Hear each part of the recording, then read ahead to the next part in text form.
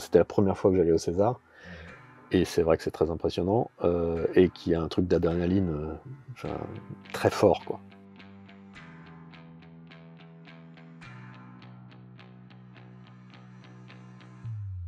J'ai vu les questions que tu avais, je me suis dit, mais quand est-ce que j'ai créé l'usine à silence? Donc il y a 18 ans maintenant, et ça venait de quelque chose de très pratique, c'est que à l'époque, moi, j'avais pas de locaux, donc j'avais mon propre matériel de montage son.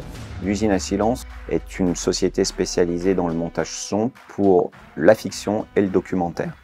Il y a une dizaine d'années, on a trouvé des locaux avec donc Artefact, qui sont devenus mes associés, et on a créé la petite cour. Le règne animal a nécessité une attention toute particulière pour le montage sonore.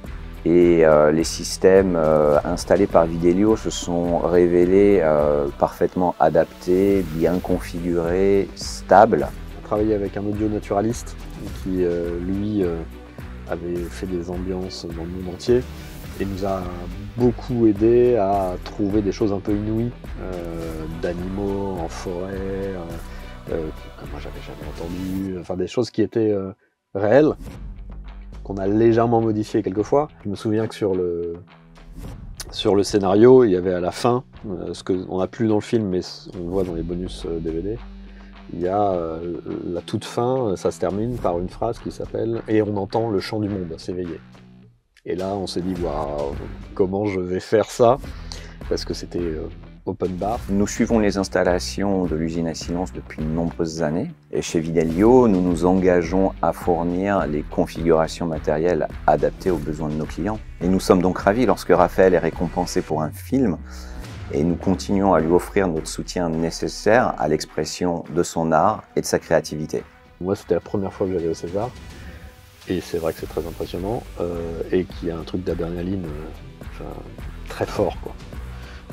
Donc quand d'un seul coup notre nom apparaît, on est submergé par une émotion. C'est une vraie reconnaissance de notre travail quand même.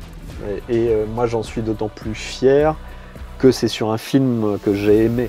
Il n'y a plus de concurrent à la hauteur de ce que Pro Tools est capable de faire. Cette salle de montage, c'est qu'elle est suffisamment grande pour faire un peu de prémix. Et donc c'est un peu un équipement hybride qui peut servir pour du prémix. Chez Videlio, nous nous efforçons d'être extrêmement réactifs lorsque l'usine à silence nous contacte pour un problème.